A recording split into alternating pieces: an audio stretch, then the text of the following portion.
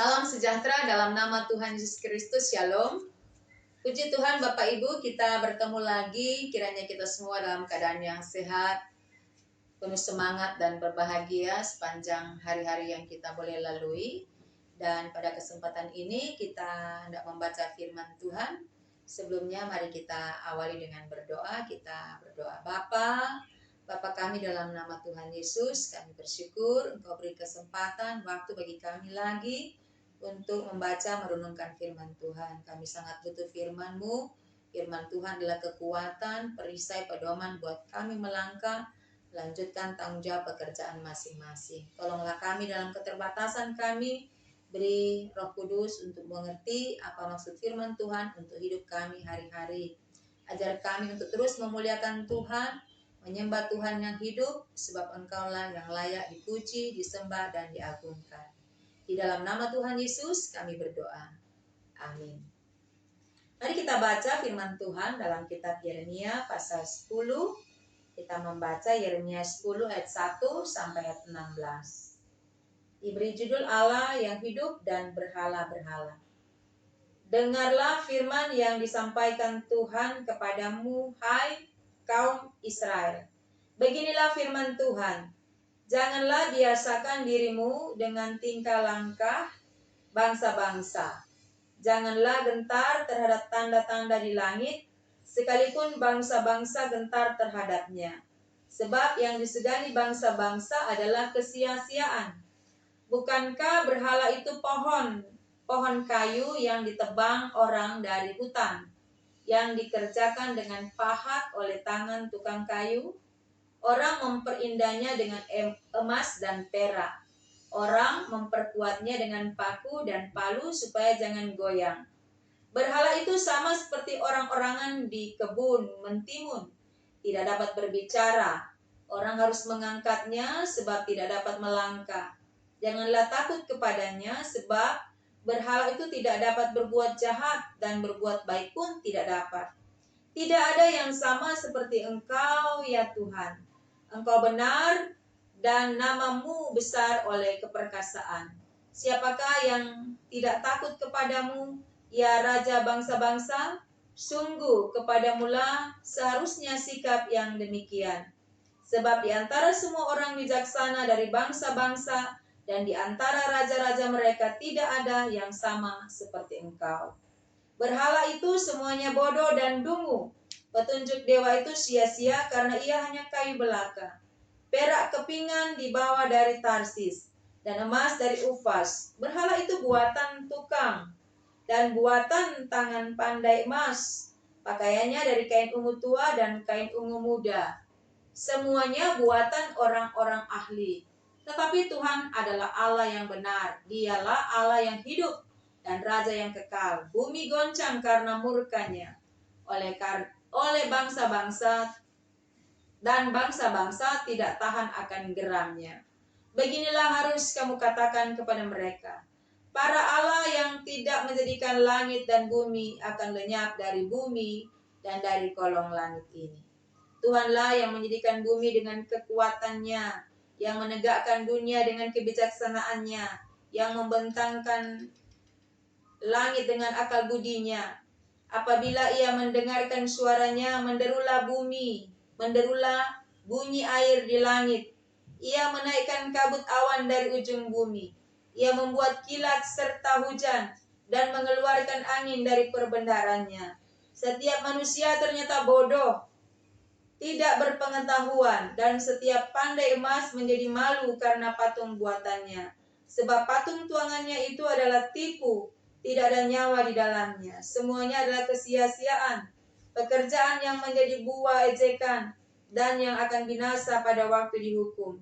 Tidakkah begitu dia yang menjadi bagian Yakub? Sebab dia yang membentuk segala-galanya, dan Israel adalah suku miliknya.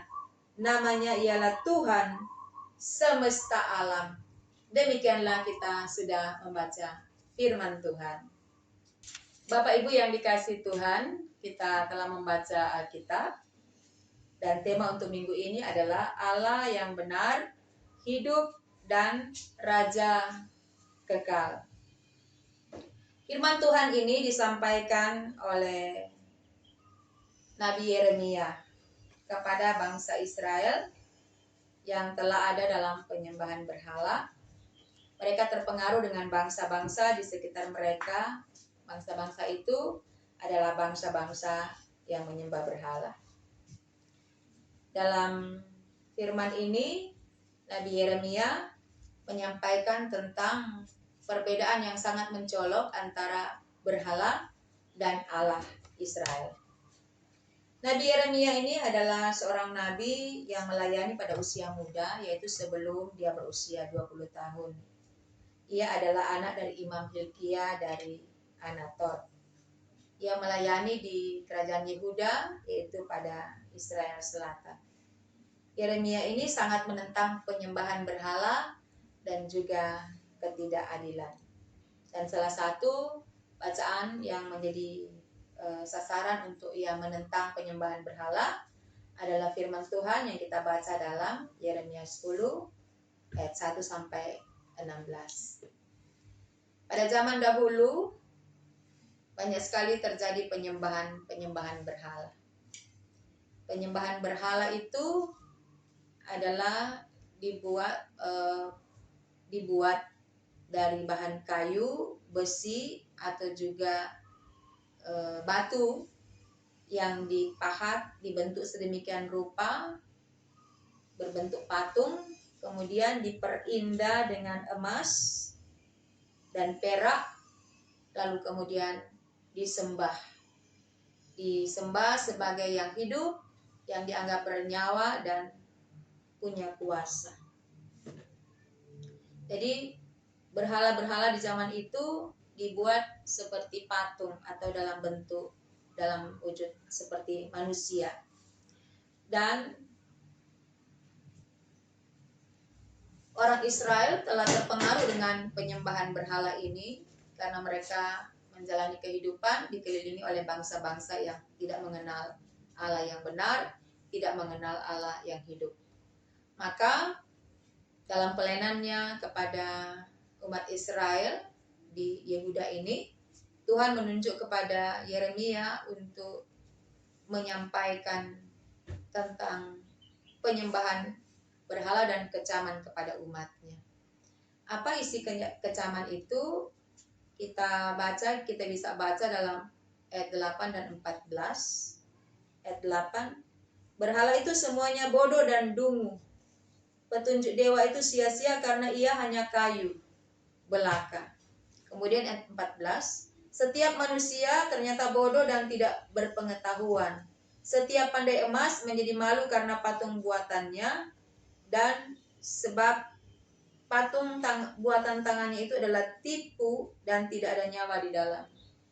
Kecaman terhadap penyembah berhala dan yang membuat berhala itu adalah mereka dikatakan bodoh dan tidak berpengetahuan karena mereka membuat patung yang dianggap dewa atau berhala itu, padahal itu tidak mempunyai nyawa, tidak bernyawa, tidak hidup, buatan tangan manusia, hasil kreativitas manusia, tapi manusia yang menciptakan, manusia itu juga lah yang menyembah berhala itu. Dan itulah sebabnya yang menyembah berhala dikatakan bodoh dan juga tidak berpengetahuan, dan yang menciptakan atau membuat berhala itu, patung-patung itu juga adalah bodoh. Dan mereka sama-sama akan menerima hukuman, baik yang membuat ataupun yang menyembah berhala. Mengapa si pembuat berhala ini atau patung-patung ini dikatakan bodoh? Karena mereka membuat dari kayu, dari bahan-bahan yang diciptakan oleh Tuhan, dibentuk sedemikian rupa, diperindah, diperkuat, dipaku. Ayat 5 mengatakan, berhala itu seperti orang-orangan di kebun. Berhala itu tidak bisa berbicara, dia tidak bisa mengangkat wajahnya, dia tidak bisa melangkah, dia tidak dapat berbuat jahat, dia pun tidak dapat berbuat baik. Tetapi yang model seperti ini yang dikatakan dalam ayat 5 disembah oleh manusia. Jadi ini kecaman. Dan suatu saat mereka akan lenyap. Itulah sebabnya Nabi Yeremia mengingatkan umat Israel. Mengingatkan mereka ketika mereka sudah ada dalam penyembahan berhala. Bagaimana Nabi Yeremia mengingatkan umat Israel supaya mereka sadar bahwa penyembahan berhala itu adalah sebuah kebodohan dan tidak berpengetahuan? Maka Yeremia mengarahkan mereka untuk melihat kepada Allah, ayat 6, perbandingannya dengan berhala, patung buatan manusia. Tidak ada yang sama seperti Engkau ya Tuhan. Engkau besar dan namamu besar oleh keperkasaanmu. Perbandingan yang disampaikan bahwa Tuhan Allah ini perkasa, besar, dan tidak ada yang sama seperti Allah. Ayat 7. Siapakah yang tidak takut kepadamu, ya Raja bangsa-bangsa? Sungguh kepadamulah seharusnya sikap yang demikian. Kemudian selanjutnya kita membaca ayat 12. Tuhanlah yang menjadikan bumi dengan kekuatannya, yang menegakkan dunia dengan kebijaksanaannya, dan yang membentangkan langit dengan akal budinya. Apabila ia memperdengarkan suaranya, menderulah bunyi air di langit. Ia menaikkan kabut awan dan ujung bumi. Ia membuat kilat serta dengan hujan, dan mengeluarkan angin dari perbendaharaannya. Jadi, ketika Nabi Yeremia menyampaikan tentang Tuhan yang Maha Kuasa, ia hendak membuka pikiran daripada umat Israel yang telah jatuh dalam penyembahan berhala, perbedaan yang amat sangat mencolok antara patung-patung itu atau berhala-berhala itu dengan Tuhan Allah sangat jauh berbeda. Berhala-berhala itu tidak dapat berbuat apa-apa, tidak dapat melakukan apa-apa, tidak hidup, tidak bernyawa, tetapi justru Tuhan yang menjadikan bumi yang penuh dengan kebijaksanaan, yang menciptakan langit dan bumi dengan akal budi, yang memerintah bunyi gemuruh, yang menaikkan kabut, kilat dan sebagainya, menurunkan hujan. Nabi Yeremia menyatakan betapa hebat dan dahsyatnya Tuhan Allah itu tidak dapat disebandingkan dengan apapun juga, tidak bisa disamaratakan dengan apapun juga, apalagi dengan berhala-berhala buatan manusia yang disembah oleh manusia. Itu adalah cara bagaimana Nabi Yeremia mengarahkan cara berpikir daripada umat Israel, bahwa apa yang dilakukan oleh mereka adalah sesuatu yang amat sangat keliru dan membawa mereka kepada kehancuran. Bapak Ibu yang dikasihi Tuhan, mengapa ada berhala-berhala atau patung-patung yang diciptakan atau yang dibuat oleh manusia, atau ilah-ilah yang mereka buat lalu mereka sembah? Padahal sebenarnya itu adalah benda mati yang tidak dapat berbicara, bahkan yang seharusnya tidak disembah. Benda mati yang seolah-olah memiliki roh, memiliki kuasa, memiliki nyawa, tapi disembah oleh manusia yang hidup, yang punya akal budi, punya kemampuan berpikir, tapi mereka menyembah berhala-berhala atau patung-patung atau ilah-ilah yang tidak bernyawa. Yang mereka pikirkan adalah bahwa orang Israel ini menginginkan Allah yang berwujud, Allah yang bisa dilihat, Allah yang bisa disentuh, Allah yang bisa diraba dengan panca indera. Orang Israel ada pada pola pemahaman bahwa mereka baru bisa mempercayai sepenuhnya ada Allah kalau tadi itu Allah itu bisa terlihat dalam wujud Allah secara fisik, diraba, disentuh dan sebagainya.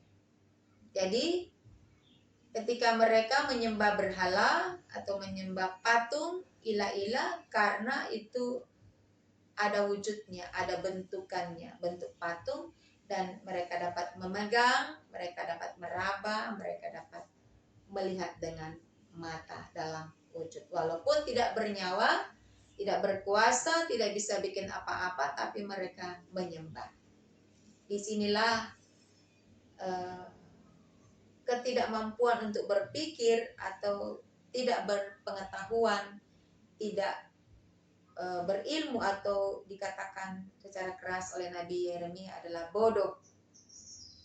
Padahal orang Israel, umat pilihannya ini telah lebih dahulu mengenal begitu dahsyat dan luar biasanya Allah, karena mereka telah mengalami pimpinan, penyertaan, bahkan kemenangan demi kemenangan mereka telah alami bersama dengan Tuhan Allah. Tetapi mereka bisa saja akhirnya ada dalam pola penyembahan berhala.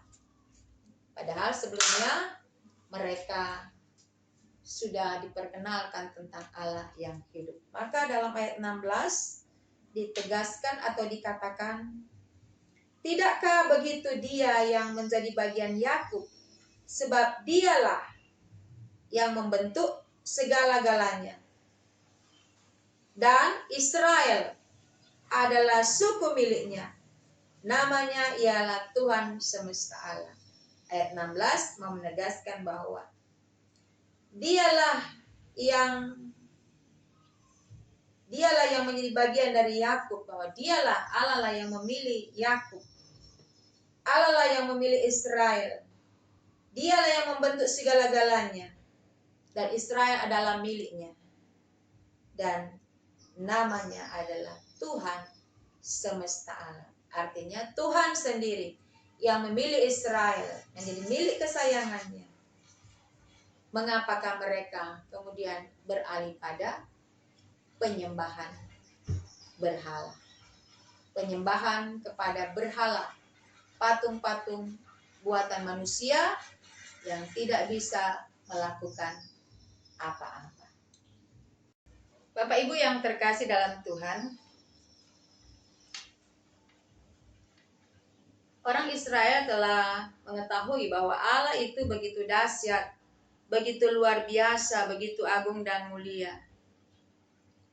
Bagaimana mungkin mereka mau menyembah berhala, menyembah patung sebagai buatan tangan manusia? Kalau Allah itu berdiam di dalam wujud patung atau berhala-berhala dalam buatan tangan manusia, berarti bahwa Allah dalam wujud patung itu tidak lebih besar daripada manusia. Berarti bahwa manusia yang membuat patung itu lebih besar dari patung itu, tapi justru disembah oleh manusia. Nah, ini bicara tentang nalar, cara berpikir yang sangat-sangat keliru.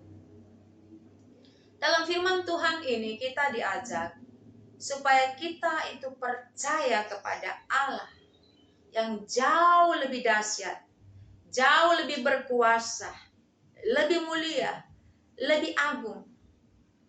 Ia adalah pencipta alam semesta. Bahkan dari Mazmur 24 ayat 1 kita bisa membaca Mazmur 24 ayat 1, Tuhanlah yang empunya bumi serta segala isinya dan dunia serta yang diam di dalamnya. Tuhan yang punya bumi dan segala isinya serta yang berdiam di dalamnya. Tuhan yang punya. Termasuk kita manusia adalah milik Tuhan.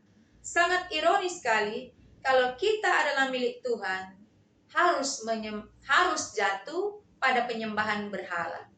Padahal semua yang ada dalam dunia ini adalah hasil daripada ciptaan Tuhan Allah yang Maha Kuasa.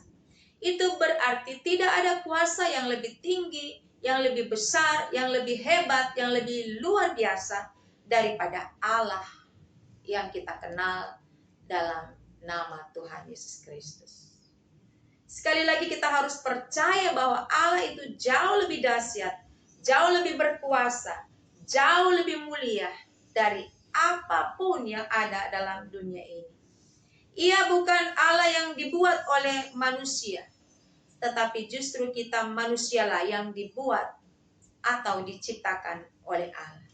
Kitalah manusia yang harus menyembah Allah karena kita diciptakan olehnya. Jika kita tidak diciptakan olehnya, maka kita tidak ada. Berhala-berhala adalah hasil buatan manusia. Berarti tanpa manusia, berhala-berhala itu tidak ada. Tidak dibuat, tidak dihasilkan sebagai suatu karya. Allah adalah pemilik semesta. Allah itu berkuasa.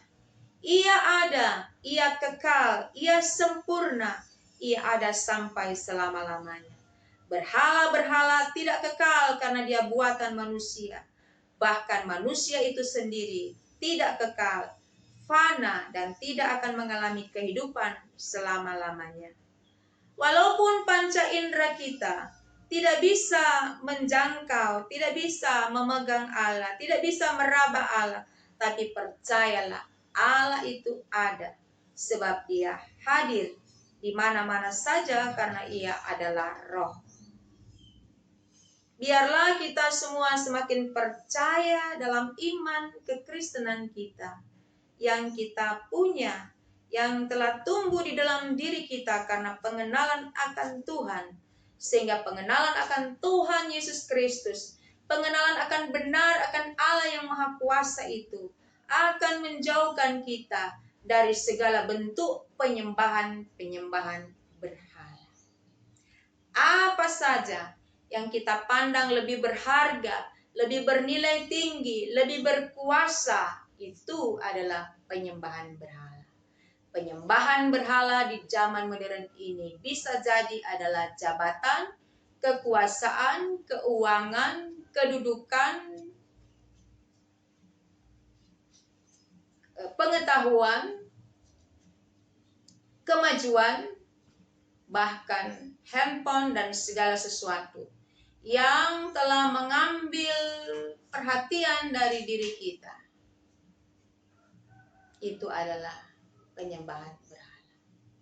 Padahal ketika kita masih bisa bertemu satu dengan yang lain, kita masih bisa ada hari ini, kita masih bisa bekerja, kita masih membangun kehidupan, kita masih bisa berpengharapan, kita masih bisa melakukan berbagai aktivitas.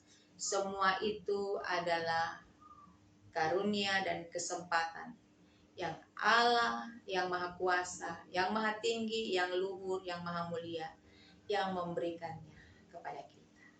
Masakan kita telah mengenal Dia begitu lama, dari sejak kita kecil sampai hari ini, kita telah mengalami banyak berkat, kasih Tuhan. Masakan kita masih mau menyimpang daripada Dia dengan menduakan Allah, mencari Allah-Allah lain yang tidak berdaya menolong kita, yang tidak berdaya untuk memberkati kita, yang tidak punya apa-apa untuk menjaga melindungi kita. Masakan kita begitu cepat berpindah, padahal kita telah begitu lama mengenal Allah. Kiranya pengenalan akan Allah yang Maha Kuasa, luar biasa dan ajaib, yang namanya ialah Allah dalam Yesus Kristus, itu akan membuat kita sangat jauh dari penyembahan berhala. Kita tetap mengokohkan diri, bertumbuh dalam iman kepada Tuhan, sehingga kita tidak disebut sebagai orang yang bodoh, orang yang tidak berpengetahuan, karena kita ada dalam penyembahan berhala. Biarlah kita cerdas dalam pengalaman rohani, pengetahuan akan firman Tuhan, sehingga membuat kita menjadi orang-orang yang benar dan dibenarkan dalam Tuhan, karena kita memilih kebenaran dan selalu hidup di dalam kebenaran. Tuhan Yesus memberkati kita semua. Amin. Mari kita berdoa. Bapa, terima kasih. Kau memberikan firman kehidupan bagi kami, mengajarkan kepada kami untuk tidak terjebak pada penyembahan berhala. Tetapi kami selalu mau bertumbuh dalam Tuhan, mengenal Tuhan lebih dalam, menyembah Tuhan Allah yang hidup dalam roh dan kebenaran, sehingga kami mengasihi Tuhan dengan segenap hati, jiwa, dan akal budi, sehingga membuat kami mencintai Tuhan. Bukan hanya 1 hari, 2 hari, tetapi selama kami hidup, mencintai, mengasihi Tuhan, bahkan melayani Tuhan yang mulia. Terima kasih banyak Tuhan, segala hormat dan kemuliaan bagi Engkau. Dalam nama Tuhan Yesus kami berdoa.